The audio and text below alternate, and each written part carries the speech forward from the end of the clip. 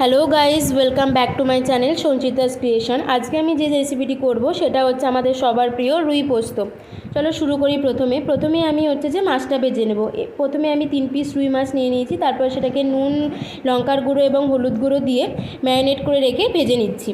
এরপরে আমি হচ্ছে যে একটা বাটির মধ্যে 2 চামচ পোস্ত নিয়ে নিয়েছি।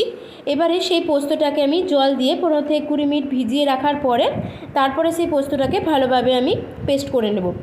এই সময় কড়ায় আমি তেল নিয়ে নিয়েছি এবং একটা শুকনো লঙ্কা এবং 1/4 টিস্পুন মতন কালো জিরে আমি দিয়ে দিলাম তেলের মধ্যে।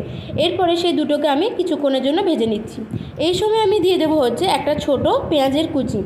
এই পেঁয়াজ কুচিটাকে আমাদের লাল লাল করে ভেজে নিতে হবে। পেঁয়াজ কুচিটা যখন লাল করে ভাজা হয়ে যাবে সেই সময় আমি দিয়ে দেবো একটা ছোট টমেটো কুচি। টমেটোটাকেও খুন্তির সাহায্যে ভালোভাবে ভেজে নিচ্ছি ভেঙে। এরপর আমি দেবো একটা পেস্ট। এই পেস্টের মধ্যে আছে আদা, রসুন, কাঁচা লঙ্কা এবং গোটা জিরে। এইটাকে আমি পেস্ট করে নিয়েছি, সেই পেস্টটা আমি এখানে অ্যাড করে দিলাম। এটাকে আমাকে 3 থেকে 4 মিনিট ভালোভাবে কষিয়ে নিতে হবে যাতে কাঁচা গন্ধটা কিন্তু চলে যায়।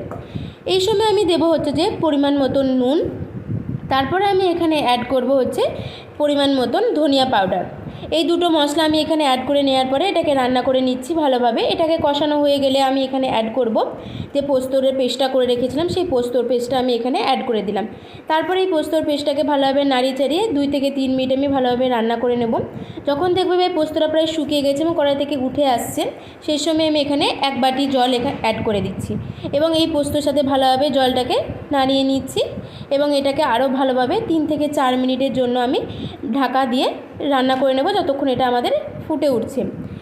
এইভাবে যখন আমাদের ফুটে উঠবে তখন আমরা এখানে অ্যাড করব 1/2 টিস্পুন মতন গরম মশলার গুঁড়ো। গরম মশলা গুঁড়োটা অ্যাড করে দেওয়ার পরে আমি এখানে ভিজে রাখা মাছগুলো অ্যাড করে নেব। এরপরে আমি এটাকে আরও কিছুক্ষণ রান্না করে নেব।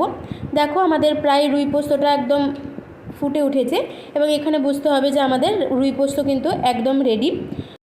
এই ভিডিওটা ভালো লেগে থাকলে প্লিজ লাইক, কমেন্ট, শেয়ার করবে এবং পারলে চ্যানেলটাকে কিন্তু সাবস্ক্রাইব করে দেবে।